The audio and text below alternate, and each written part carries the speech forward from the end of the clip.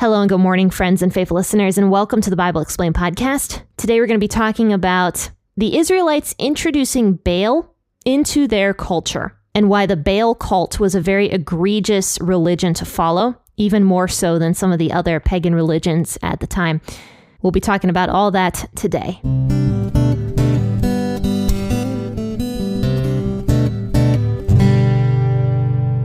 I hope you guys have been having a wonderful day so far and a wonderful week as well. I got to be honest with you guys, I am so excited to talk about today's episode because my eyes have been opened about Baal worship more so than ever before, because I discovered something today that is both hilarious and also super disgusting about Baal worship. And we will talk about all of that. So let's go ahead and read 1 Kings 16, 21 through 34. I will be reading out of the WEB version as usual. Then the people of Israel were divided into two parts. Half the people followed Tibni the son of Ginath to make him king, and half followed Omri. But the people who followed Omri prevailed against the people who followed Tibni the son of Ginath. So Tibni died, and Omri reigned. In the 31st year of Asa the king of Judah, Omri began to reign over Israel for 12 years. He reigned 6 years in Tirzah. He bought the hill Samaria of Shamer for 2 talents of silver, and he built on the hill and called the name of the city which he built Samaria, after the name Shamar, the owner of the hill. Omri did that which was evil in Yahweh's sight, and dealt wickedly above all who were before him. For he walked in all the way of Jeroboam the son of Nebat, and in his sins with which he made Israel to sin, to provoke Yahweh the God of Israel to anger with their vanities. Now the rest of the acts of Omri which he did, and his might that he showed, aren't they written in the book of the Chronicles of the kings of Israel? So Omri slept with his fathers and was buried in Samaria, and Ahab his son reigned in his place. In the 38th year of Asa the king of Judah, Ahab the son of Omri began to reign over Israel. Ahab the son of Omri reigned over Israel in Samaria 22 years. Ahab the son of Omri did that which was evil in Yahweh's sight, above all that were before him. As if it had been a light thing for him to walk in the sins of Jeroboam the son of Nebat, he took as wife Jezebel the daughter of Ethbaal, king of the Sidonians, and went and served Baal, and worshipped him. He raised up an altar for Baal in the house of Baal, which he built in Samaria. Ahab made the Asherah, and Ahab did more yet to provoke Yahweh, the God of Israel, to anger than all the kings of Israel who were before him.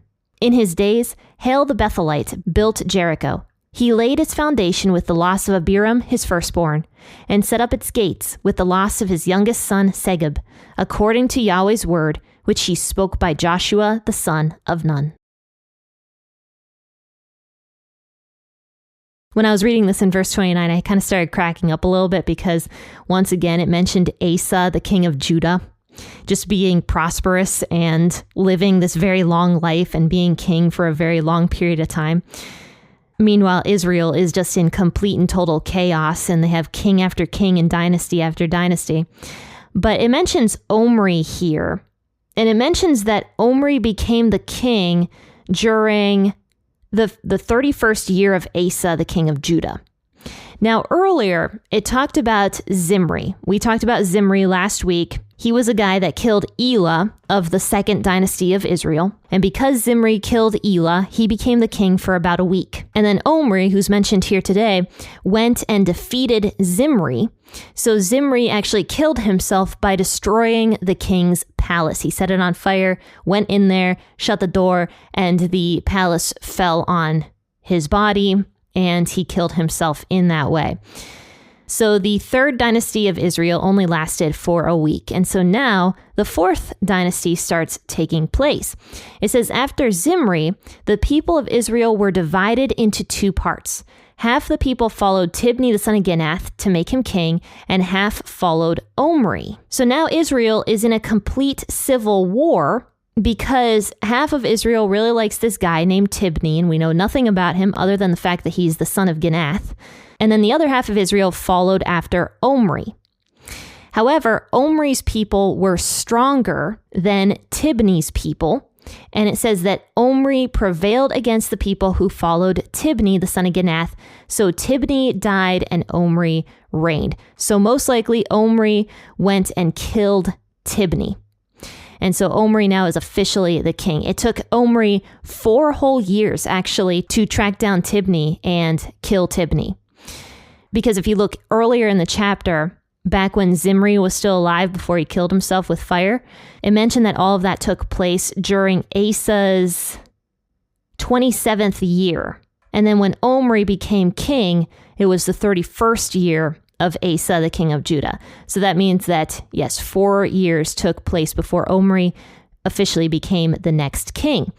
So it says, in the 31st year of Asa, the king of Judah, Omri began to reign over Israel for 12 years. He reigned 6 years in Tirzah. So Tirzah was the original capital of Israel, but the city of Tirzah actually got destroyed and burnt down because of the rebellion of Zimri. So Tirzah was no longer a good place for a king to live, according to Omri. So what he does is he decides to make a different capital city altogether. It says he bought the hill of Samaria of Shamer for 2 talents of silver. Now, 2 talents of silver would be absolutely nothing. It would come out to about 66 pounds of silver. And quite honestly, probably the average American could accrue 66 pounds of silver if they wanted to in like a year. In fact, I looked up how much 66 pounds of silver is worth in American money. It says that the price of silver right now is $30.51 per ounce. This means that 66 pounds of silver is worth approximately $27,258. That is far less than what the average American makes. So yeah, I mean, Shamer basically sold this land to Omri for pretty much nothing.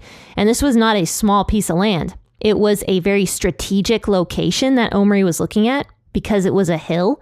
And obviously for defense purposes, being on a hill is much better than not being on a hill because obviously the people at the top of the hill have gravity on their side. So it's just better to be on top of a hill in order to defend yourself from invaders.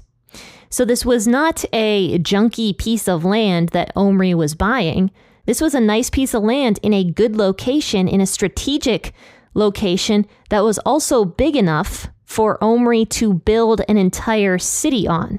The city of Samaria, which we're going to find out a lot more about Samaria in coming chapters. And in fact, we've already learned quite a bit about Samaria in the New Testament.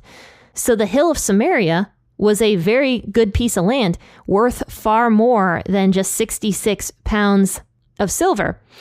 So some commentaries, when I was looking this up, suggested that the reason Shamer sold it for so cheap was because he wanted Omri to name this city after him, the city of Samaria. But what I wonder is, why didn't Shamer build a city himself? It sounds like he was probably a wealthier individual because not only did he have a very good piece of land that a king wanted, but also he was able to basically give it away. So that's my question. Why didn't he do more with this land himself? So that's why I don't think that that's the reason why Shamer gave this land away for so cheap. Personally, I think it was either because Omri forced him into it, because as it's about to say, Omri was not a very good king, and maybe he forced Shamer into this, or Shamer wanted to do it. He wanted to give it away because he liked King Omri. He liked what Omri was going to do with the land and just wanted to do something nice for Israel and decided to give it away for almost nothing. And that's personally the one I think, because Omri does name the city after Shamer, which kind of implies that Omri and Shamer had good relations. So Shamer sells the land of Samaria for 2 talents of silver, or 66 pounds. And Omri built on the hill, and he called the name of the city which he built Samaria after the name of Shamer, the owner of the hill. So that is one notable thing that Omri did during his time as king. However, in verse 25, Omri was a terrible spiritual leader. It says, Omri did that which was evil in Yahweh's sight, and he dealt wickedly above all who were before him. For he walked in all the way of Jeroboam the son of Nebat, in his sins with which he made Israel to sin, to provoke Yahweh, the God of Israel, to anger for their vanities. So Omri was the worst of all the kings, even worse than Jeroboam and Jeroboam's sons, and even Baasha. Omri was the most wicked king, and scripture doesn't specifically say why Omri was worse than the other kings, but he was. And one of the ways he could have been a very bad king was because he encouraged sexual immorality in Israel. It says here that Omri provoked Yahweh, the God of Israel, to anger because of the vanities. So it just sounds like Israel was very vain, very selfish, only looking out for themselves, and possibly very sexually promiscuous as well. Because a lot of times we know that sexual promiscuity goes hand in hand with vanity. So the rest of the acts that Omri did and his might that he showed, aren't they written in the book of the Chronicles of the Kings of Israel? So this is basically all that's mentioned about Omri. Omri doesn't get any recognition at all from scripture. Because as we know, God cares the most about people's souls. And Omri did so much evil and caused spiritual darkness for Israel. And God hates spiritual darkness because spiritual darkness affects the soul. It says that after Omri dies, Ahab his son reigned in his place. Then verse 29, which is the verse that kind of makes me chuckle. In the 38th year of Asa king of Judah, Ahab the son of Omri began to reign over Israel. So yeah, Asa down in Judah is very secure, living a pretty decent life as king, has had a very long reign, because Asa did the opposite of what Omri did. Asa actually led Israel into worship of Yahweh. So Asa was going to have a blessed reign down in Judah. And so Asa is seeing many kings come and go in Israel throughout his entire 41 years of being king in Judah. So now the next king of Israel pops up, and this guy is named Ahab the son of Omri. Ahab the son of Omri reigned over Israel in Samaria for 22 years. It mentions first and foremost before anything else that Ahab did. Ahab the son of Omri did that which was evil in Yahweh's sight above all that were before him. As if it had been a light thing for him to walk in the sins of Jeroboam the son of Nebat, he took as wife Jezebel, the daughter of Ethbaal, king of the Sidonians, and went and served Baal and worshipped him. Not only this, he raised up an altar for Baal in the house of Baal, which he built in Samaria. And Ahab also made an Asherah. And Ahab did more yet to provoke Yahweh, the God of Israel, to anger than all the kings of Israel who were before him. So Ahab was even worse than his father Omri. He was even worse than Jeroboam. Because Jeroboam, yes, he caused Israel to sin by making up a religion of convenience for the Israelites, so the Israelites didn't have to travel down to Judah. And Jeroboam did all of that so that he could remain in power. But Ahab went even further than Jeroboam's religion of convenience, because he introduced Baal into Israel's culture. It says that he actually raised up an altar for Baal and a temple for Baal that he built in Samaria. And it says that Ahab also made an Asherah pole. So we know that the cult of Asherah, I've talked about this quite a bit, that was a sex cult. And an Asherah pole, as we know, and I will keep saying it because it's just funny, and I am a middle schooler sometimes, an Asherah pole was basically just a giant phallus that the people would worship, and it was a sex cult. So not only do they have the religion that Jeroboam made up, but now Ahab is introducing these terrible pagan religions that God just absolutely hated. But before we get into why Baal was even worse of a religion than what Jeroboam did, let's talk about what verse 34 says. It says, "In Ahab's days, Baal the Bethelite built Jericho.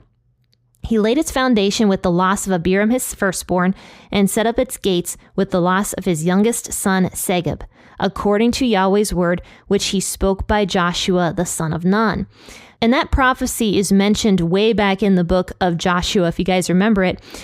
Through God's power, the Israelites miraculously destroyed Jericho without even lifting a finger. All they had to do was march around the walls 7 times and then shout, and the walls of Jericho came falling down.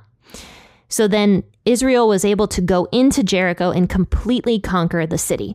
But God was so sickened by Jericho that he actually told Joshua at that time to curse anybody that actually tries to rebuild Jericho. So let's read Joshua chapter 6, verse 26 and 27. This is right after Israel defeats Jericho. At that time, Joshua pronounced this solemn oath. "Cursed before the Lord is the one who undertakes to rebuild the city Jericho. At the cost of his firstborn son, he will lay his foundations. At the cost of his youngest, he will set up its gates." So the Lord was with Joshua, and his fame spread throughout the land. So Joshua pronounced a curse on the rubble of Jericho and basically said anybody who builds up these walls of Jericho once again is going to be under this curse. So basically, once they start the construction of Jericho, the firstborn son would die. And as they finish the construction of Jericho, the youngest son would die. And that is exactly what happens in 1 Kings chapter 16, 34. It says this guy, Baal the Bethelite, rebuilt Jericho, and he laid its foundation with the loss of Abiram his firstborn. And then he set up its gates with the loss of his youngest son, Segub, according to Yahweh's word, which he spoke by Joshua the son of Nun. So that prophecy ended up coming true after Joshua pronounced the curse on the rubble of Jericho. But the overarching story here is not that Baal lost his sons.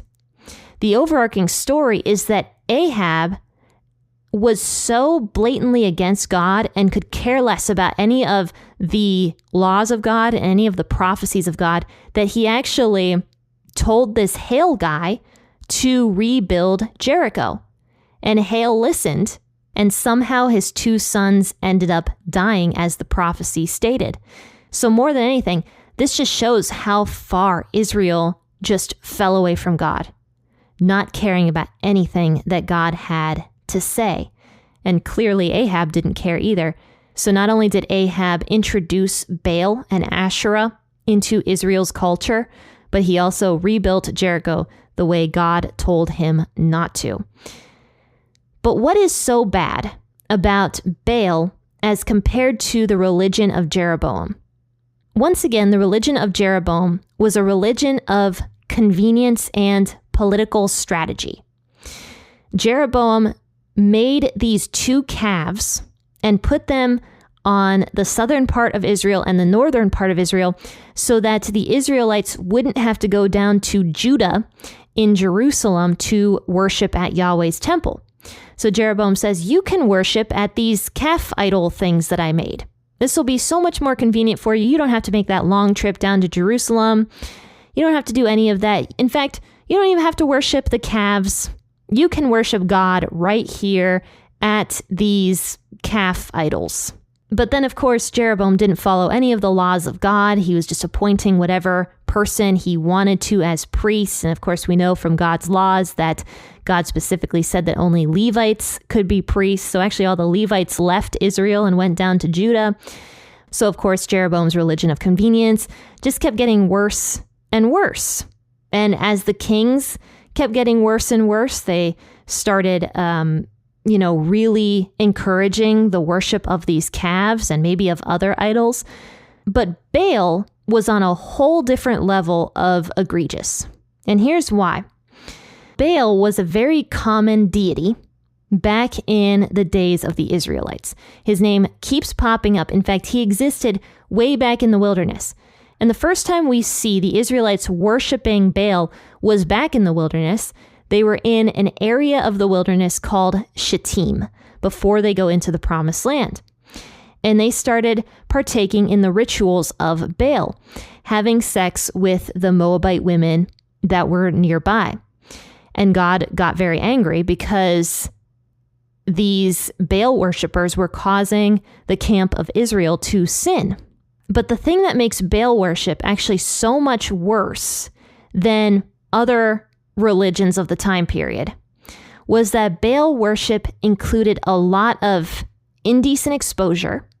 It included orgies and sex out in public, and it also included ritual sex that had to happen if you wanted to worship Baal. So yes, Baal was also considered a fertility god, same as Asherah. In fact, Asherah and Baal were considered to be married. And so the worship of both of them kind of just went hand in hand. And so people would do all of these sexual things in order to worship Baal. You might be like, well, yeah, that's pretty commonplace with a lot of the idol worship back in the days of the Jews. But Baal worship gets worse. Not only was there a lot of public indecency and people exposing themselves in public and doing all sorts of grotesque and weird sex things in order to worship Baal and Asherah, Baal worship also included excrement worship. In fact, the altar to Baal would look like a toilet. People would expose their backsides and poop on the toilet, and then the excrement would be used as fertilizer for the crops of the Israelite nation. Now, this does make sense because Baal was considered to be the god of fertility, but also the god of good crops. But some people would actually also worship the excrement that they give to Baal as a way to ask for healing for digestive issues. So there's a book called Dictionnaire Infernal, and this is an 1863 edition, that claimed that Baal Fagor was worshipped on a toilet, with offerings being the residue of one's digestion. There's also a story in the Talmud, which is a collection of rabbinical stories, that tells of a Jew named Sabta who hated Baal so much that he decided to show contempt for Baal. So here's what the Talmud says. He then entered, uncovering himself before it, and wiped himself on the idol's nose, whilst the acolytes praised him, saying, "No man has ever served this idol thus."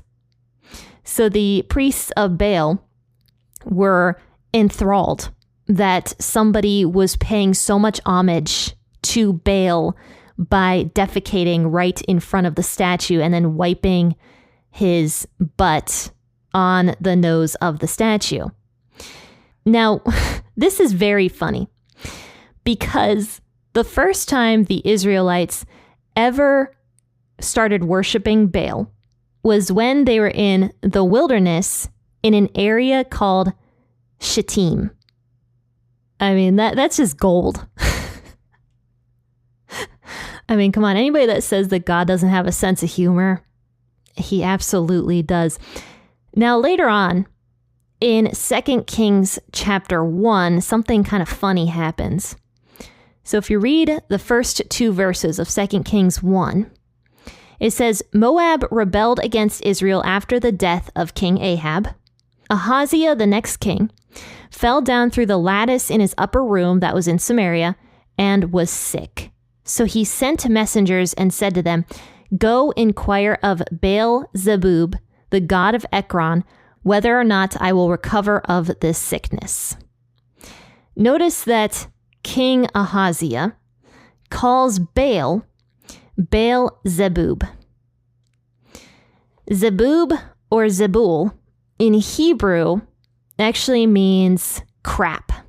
So yes, the Baal worshippers renamed Baal Baal-zebul, which means the god of crap. Baal over time became known as the god of dung. And you can see now why Baal worship was especially disgusting. It was disgusting because it was degrading to people.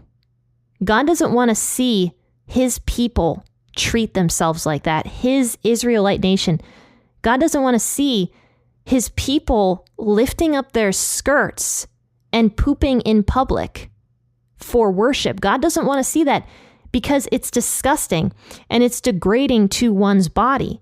Not to mention, can you imagine how filthy that was back in a time period when people didn't have hand sanitizer or running water, and people are all pooping on the same altar to worship this excrement to Baal?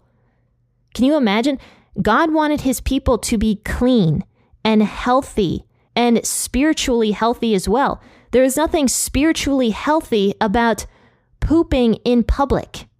If somebody does that nowadays, we think that there is something seriously mentally wrong with them. In fact, my husband traveled to San Diego like a year ago, and there was a man, like a homeless man, on the side of the freeway pooping in public. There is nothing nice about that. We would want to help that individual, and that individual needs help. So you can see now why Baal worship was especially disgusting and egregious, and why God hated it so much. Because not only does it spread disease, but people are using their own excrement on their crops. We know now how unsafe it is to use raw human waste on crops, because there are pathogens in human waste, there are diseases in human waste, and all of those diseases leach right in to the soil and into the leaves of the crop and then into the fruit of the crop. So it's very dangerous to use human excrement on crops, but that is what these people were doing with this Baal worship. And like I said, not even to mention all of the sexual degradation that was also going on with Baal worship as well. So it's just a very, very sad circumstance. And this is why King Ahab was far worse than any of the kings before him, because he introduced this type of worship into Israel's culture. Israel was supposed to be holy and set apart. They were not supposed to be partaking in anything that was filthy or degrading of their bodies. They are supposed to be a special possession of Yahweh. And yet this is the level of filth that they have come to in the days of King Ahab. So I hope you can see now why Baal worship was especially disgusting, and why God hated it so much, and why God hated it way back in the wilderness as well when the people were in Shittim, which is truly one of the funniest jokes in the Bible. Faithful listeners, I will see you all tomorrow as we discuss 1 Corinthians. We are flying right through 1 Corinthians. I think this is our last chapter we're going to be in, which is 1 Corinthians 16. And after that, we'll be moving into 2 Corinthians. Don't forget on Fridays that there is no normal scheduled episode, because on Fridays, I do a separate podcast called The Bible Explained on Fridays. And the only people that get access to it are the paying members on Ko-fi. So if you'd like to become a Ko-fi member and gain access to the Friday podcast episodes or the discussions episode, because I just did one a couple days ago that is up, and I did a commentary on a chapter in Ecclesiastes. And then 2 weeks ago, my sister and I talked about the Daystar controversy, and also the New Thought movement a little bit more. And then this week, my sister and I just finished a discussions episode that will be up this weekend, and we talked about the Pope and why Protestants don't have a Pope. So all of that is available to paying members. So if you want to gain access to any of that, or if you just want to support P40 Ministries, check out Ko-fi, because quite honestly, this ministry and this podcast is only made possible due to you, faithful members, and your generous support. So thank you to everybody who does support this podcast financially. Faithful listeners, have a fantastic and wonderful rest of your Wednesday. I'll see you guys tomorrow, bright and early, 6 a.m. or whenever you choose to wake up and listen. As always, happy listening and God bless.